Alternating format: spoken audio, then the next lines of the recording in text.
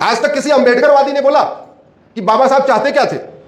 बाबा साहब की बड़ी बड़ी मूर्ति लगा दी, 14 अप्रैल को माला भी पहना देते।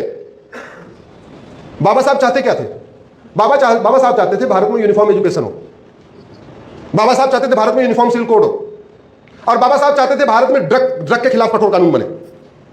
उनका यह कहना था कि दलितों का जो पिछड़ापन है तभी दूर होगा जब भारत में नशाबंदी शराबबंदी होगी। और आर्टिकल 47 बाबा साहब स्पेशली इसलिए लेके आए, हालांकि गांधी जी भी यही चाहते थे और लोग भी यही चाहते थे, लेकिन आर्टिकल 47 कहता है नशाबंदी होनी चाहिए, शराबबंदी होनी चाहिए। ये गांधी जी भी चाहते थे, बाबा साहब अंबेडकर भी चाहते थे। किसी अंबेडकरवादी ने संसद विधानसभा में कहा आर्टिकल 47 लागू करो, नशाबंदी शराबबंदी लागू करो, बोला क्या? जोर से बोलिए। इसका मतलब ये भी जुमला है। हाँ?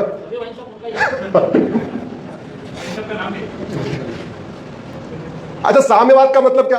ये जो वामपंथी है, वामपंथ का मतलब क्या है? साम्यवाद का मतलब क्या है?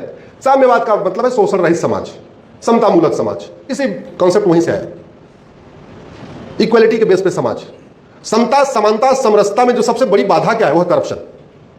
किसी वामपंथी सांसद ने संसद में या वामपंथी विधायक ने कभी विधानसभा में उठ के कहा कि भ्रष्टाचार गंभीर अपराध है, इनको फांसी देने के लिए कानून बनना चाहिए? जोर से बोले जरा। इसका मतलब ये सब वामपंथी एक जुमला है, ये जुमले चल रहे हैं। और चूंकि हमको जुमले अच्छे लगते हैं, हम भी जुमले में ताली बजा रहे।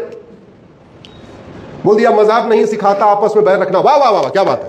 अरे पूरी दुनिया में झगड़ा किसका चल रहा है? जोर से बोलो जरा। पूरी दुनिया में धर्म का झगड़ा है या रिलीजन का? क्या धर्म? मेरी PIL चल रही है, आप लोग गूगल करना, धर्म रिलीजन अश्विनी उपाध्याय। मैंने कहा है कि हमारे 99% लोगों को धर्म और रिलीजन का अंतर नहीं पता, इसलिए प्राइमरी में एक चैप्टर डालिए, व्हाट इज धर्म, व्हाट इज रिलीजन। उसमें मैंने 20 भेद बताए हैं। धर्म और रिलीजन के बीच में 20 अंतर होता है। मोटा मोटा आपको बता दे रहा हूं। एक जो सबसे मेन कहते हैं समरी, धर्म जोड़ता है, रिलीजन तोड़ता है। धर्म यूनाइट्स, रिलीजन डिवाइड्स। और हम धर्म को रिलीजन मान के बैठे, रिलीजन को धर्म मान के बैठे। सर्वधर्म संभाव, सबसे बड़ा फ्रॉड, फिर भी बोले जा रहे। मजहब नहीं सिखाता आपस में बैर रखना, सबसे बड़ा फ्रॉड, फिर भी बोले जा रहे। सारे जहां से अच्छा हिंदू सत्ता हमारा, रोज गाए जा रहे। हर साल स्वतंत्रता दिवस मना रहे। अरे शब्दों का अर्थ तो सोचो। स्वतंत्र 2 शब्दों से मिलकर बना है, स्वतंत्र। स्व मतलब स्वयं का, तंत्र मतलब सिस्टम। तंत्र मतलब कौन सा सिस्टम हमारा है? एजुकेशन सिस्टम हमारा है, पुलिस सिस्टम हमारा है, जुडिशियल सिस्टम हमारा है, टैक्स सिस्टम हमारा है, एडमिनिस्ट्रेटिव सिस्टम हमारा है। कौन सिस्टम हमारा है? लेकिन इंडिपेंडेंट डे मनाना है, स्वतंत्रता दिवस मनाना है, कभी दिमाग नहीं लगाया अरे हम स्वतंत्र हैं या परतंत्र हैं। गुलामी का नाम चल रहा है, गुलामी का निशान चल रहा है, गुलामी की कुरीतियां चल रही, गुलामी की कुप्रथाएं चल रही, गुलामी की शिक्षा, गुलामी की पुलिस व्यवस्था, गुलामी की न्यायिक व्यवस्था, गुलामी की प्रशासनिक व्यवस्था, सब कुछ गुलामी वाला। और फिर भी कह रहे हैं सारे जहां से अच्छा। इस कार्य को प्रज्ञा भारती को करना पड़ेगा, क्योंकि प्रज्ञा भारती में प्रबुद्ध लोग जुड़े हुए हैं। इसलिए मैं प्रज्ञा भारती से रिक्वेस्ट करता हूं, कम से कम 1 साल भारत कहां पे है, कितना स्वतंत्र है, इस पे चर्चा होनी चाहिए। कितने तरीके के जहाज चल रहे हैं, इस पे चर्चा होनी चाहिए। हम कितने स्वतंत्र हैं आपको बताता हूं। कितने लोग फ्लाइट पे गए? सब लोग चढ़े फ्लाइट पे। फ्लाइट पे क्या लिखा रहता है? जोर से बताइए, क्या लिखा रहता है? किसने बोला? चलिए इनके लिए ताली बजाइए, कम से कम ध्यान से देखा तो। VT का मतलब होता है विक्टोरिया टेरिटरी। मैंने उसको कोर्ट में चैलेंज किया हुआ है, ये VT हटाया जाए। अब हम आज़ाद हो चुके हैं, फिर VT किस बात के?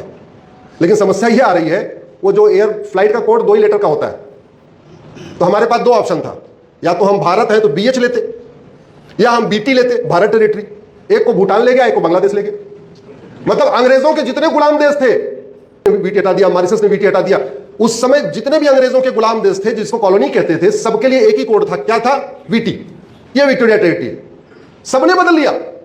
लेकिन हमारे प्रथम पूज्य प्रधानमंत्री चाचा जी को विक्टोरिया से कितना लगाव था, इतना लगाव था, बोले सब बदल ले, पाकिस्तान बदल ले, अफगानिस्तान बदल ले, बांग्लादेश बदल ले, मालदीव बदल ले, हम तो VT ही रखेंगे।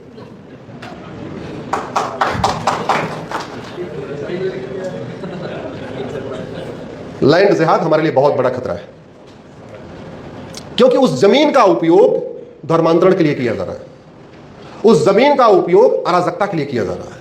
उस जमीन पे जो स्कूल खुल रहे हैं, वहां हिंदुओं के प्रति नफरत सिखाई जा रही है। उस जमीन पे जो स्कूल, जो उस जमीन का उपयोग किसी भी तरीके से हो रहा है, चाहे वहां पे स्कूल खुल रहा है या कुछ अलग खुल रहा है, लेकिन वो हमारे लिए अच्छा नहीं है। और एक बात मैं कहता हूं, भारत में ये तब तक संविधान चलेगा जब तक हिंदू बहुसंख्यक है। हिंदू जहां खत्म हो गए हैं वहां ये संविधान काम नहीं करता।